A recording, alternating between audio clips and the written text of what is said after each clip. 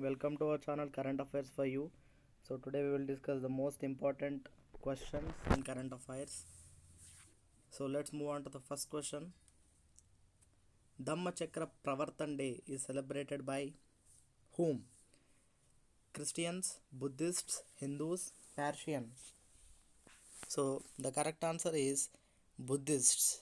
And why do they celebrate?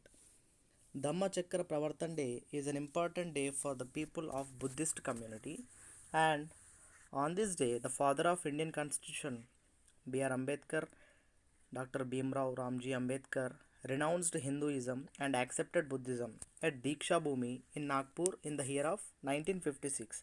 So from the year 1956 they started celebrating um, the day when Ambedkar changed from Hinduism to Buddhism. On this day, they will celebrate Dhammachakra Pravartan Day. And this year, it is 64th Dhammachakra Pravartan Day. Every year, they will celebrate in Nagpur at Diksha Bhumi. Nothing but Maharashtra. So let's move on to our second question. Accession Day is observed on which day? 26th October, 25th October, 27th October, and 28th October. So the answer for this question is 26th October. Why do we celebrate Accession Day? Accession Day, especially it is celebrated in Jammu and Kashmir, commemorating the birth anniversary of Maharaja Hari Singh. In 1947, he signed off the Instrument of Accession in which Jammu and Kashmir joined the Dominion of India. So on that particular day, 26th October 1947, Jammu and Kashmir joined in Dominion of India, and at that particular time the king is Maharaja Hari Singh. So on his birth anniversary, Jammu Kashmir people celebrate Accession Day every year on 26th October. So the next question, in which of the following states two water schemes inaugurated? So Mizoram, Manipur, Odisha, and West Bengal. So the correct answer for this question is Manipur. So the Chief Minister of Manipur N. Biren Singh inaugurated two water supply projects for two villages under Jal Jeevan Mission. So in this mission, water supply system has been designed keeping in mind that projected population about 1000 till 2041. So if every year 1000 people increase, so that also this can keeping mind they did water supply system. And the second one, with an estimated cost of 60 lakh, gravity based water supply system, and they also did it, every house should have tap water.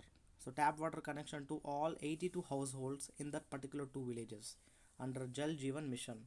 So Manipur CM, Manipur Chief Minister is N. Biren Singh, and under Jal Jeevan Mission he inaugurated two water systems. So this is a government scheme. And the next question, which of the following states secured first position in Prime Minister's Atmanirbhar Nidhi scheme? So Gujarat, Uttar Pradesh, Madhya Pradesh, Chhattisgarh. So who stood, which state stood first position in PM's Atmanirbhar Nidhi scheme? So the answer for this question is Uttar Pradesh. So Uttar Pradesh government secured first rank in PM Atmanirbhar Nidhi scheme, that is also called Swanidhi scheme. And what do they do in this scheme? We can get loans. We can get loans. They will sanction loans. So UP stood first in all categories like application for the loan and sanctioning the loan and disbursements of the loans under this scheme. So UP stood all over first under this scheme. Almost around 6,22,167 applications were received under the scheme in the state, which is the highest in the country. So the next question is, which of the following won Arsenal October 2020? Manchester, Liverpool, Real Madrid, Leicester City. So this is regarding football. So the answer for this is Leicester City. And why it is important? Because it is Leicester City won the Arsenal October 2020 after 47 years. For the first time in 47 years, it has won the Arsenal October 2020 event.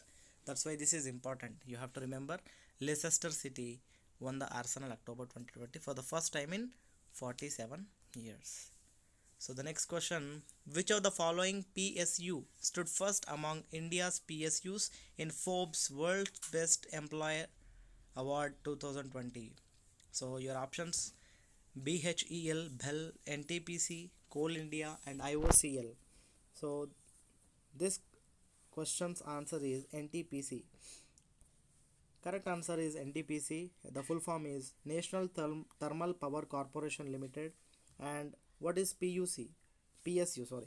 PSU is nothing but Public Sector Undertaking, which is started in NTPC is started in 1975, and the chairman and managing director for this NTPC is Gurdeep Singh, and the headquarter lies in located in Delhi.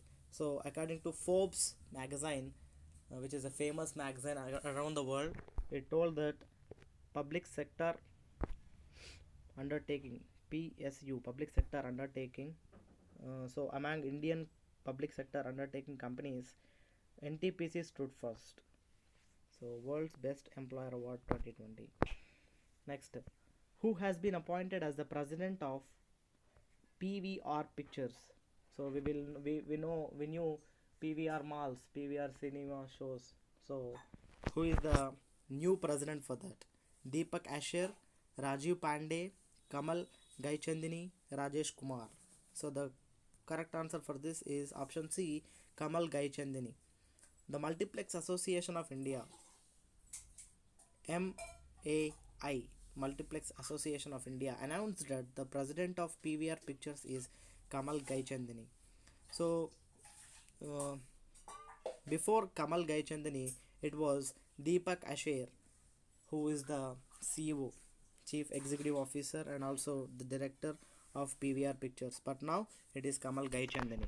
And Deepak Asher decided to step down from his role. He resigned.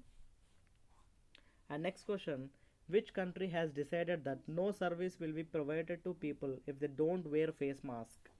If they, I mean the people, if they don't wear face mask, they will be given no services in government offices and like that. So options for you, Bangladesh, Russia, China, Sri Lanka. So the correct option for this is Bangladesh. The cabinet meeting held by Prime Minister Sheikh Hasina decided that no one will enter office without a mask. So if any people went to any office without a mask, they will be provided no any kind of, they won't provide any kind of services. So no mask, no service. So you know the capital of Bangladesh is Dhaka and the currency is Taka, and the national sport of Bangladesh is Kabaddi. So recently Bongo Sagar, a naval exercise, is done between India and Bangladesh. So you should remember that Bongo Sagar. And next question, the Vigilance Awareness Week is observed every year from October 28th to November 3rd, October 31st to November 6th, October 26th to November 1st, October 27th to November 2nd. So the option D is correct here, October 27th to, wait a minute, October 27th to November 2nd. Um,